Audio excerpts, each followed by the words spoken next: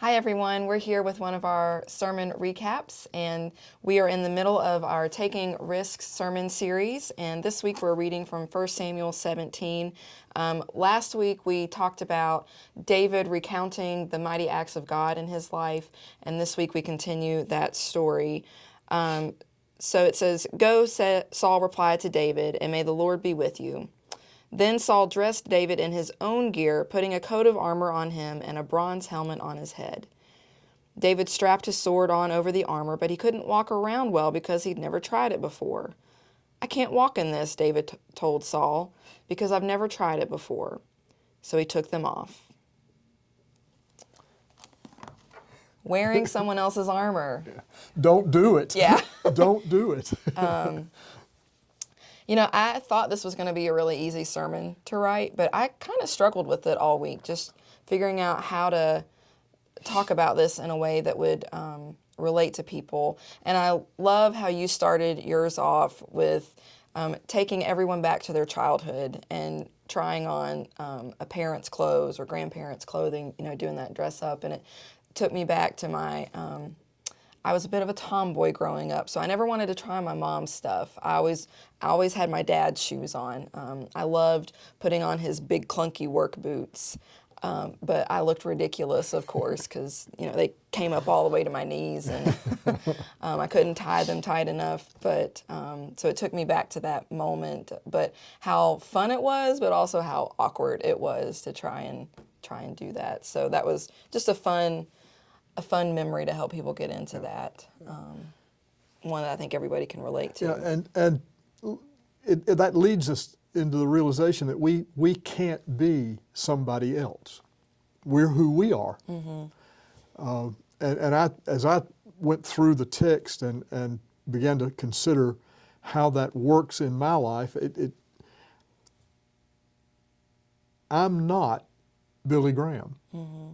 I'm not Andy Stanley. Mm-mm. I'm not any of the people that have made a name for themselves as preachers and teachers.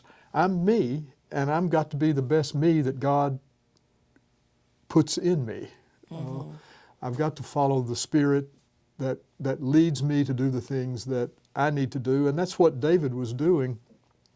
He couldn't be Saul. He had to be the shepherd. Yeah. Well, and for me, I had that same thought about, I'm never going to be these great preachers that, we all aspire to be like Billy Graham or obviously theological differences, but to be kind of that same caliber. And for me especially, when I had my call to ministry in late high school, early college years, I was kind of like Moses, like laughing at God, like, are you serious? Do you know what I deal with up here? Like my dyslexia really limits me in so many ways. And it's just been really in the last couple of years that I've had to kind of reframe that and say, no, it's a gift. It's my gift. It's my armor that God's given me. It helps me see things differently. And it helps me look at things from a different perspective.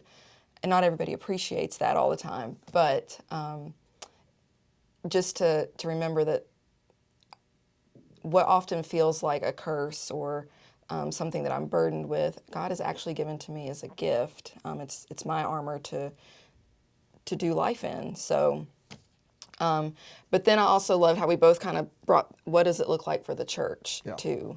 And I think part of what you and I really both ended up leaning into is we don't wear the same armor we wore 5 years ago before the pandemic and before some other things. And, we don't have to keep trying to be that church. We're going to be a new church in so many different ways. And we're not going to be, and we should not be, the church down the street mm-hmm.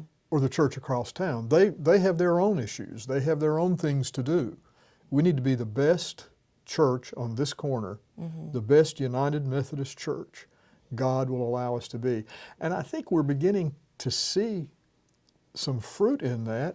I'm encouraged every Sunday with the mm-hmm. number of visitors we have mm-hmm. and the people who express interest in us. Yeah, me too.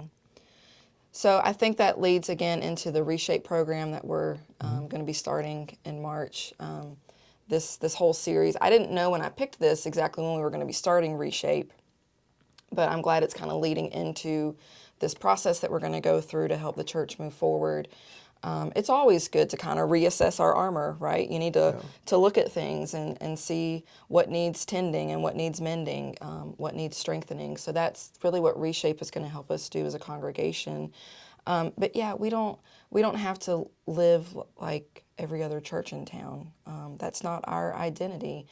And kind of how I ended mine was, I'm thankful there's not another me. Like, whew, we all need to be thankful there's not another me. But, you know, so often we get caught up in that comparison game where we think we have to be like X, Y, or Z person. But God made us individually, and that's a gift. So, yeah.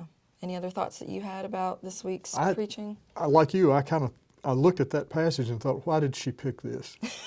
I was struggling with it, and then things began to click, and I thought, this is really good stuff, and I hope that you folks found it to be good for you and gave you something to think about as to who you are and how you behave as a Christian in this world. So this coming week, we are going to be talking about not listening to the critic. And again, we live in the age of comparison. When you go online, everybody's an expert on everything. Everyone has an opinion about everything, and it's easy to fall into that comparison trap. So that's what we're going to be talking about in the next section, is not listening to the critic. So we look forward to seeing you on Sunday, and have a great rest of the week.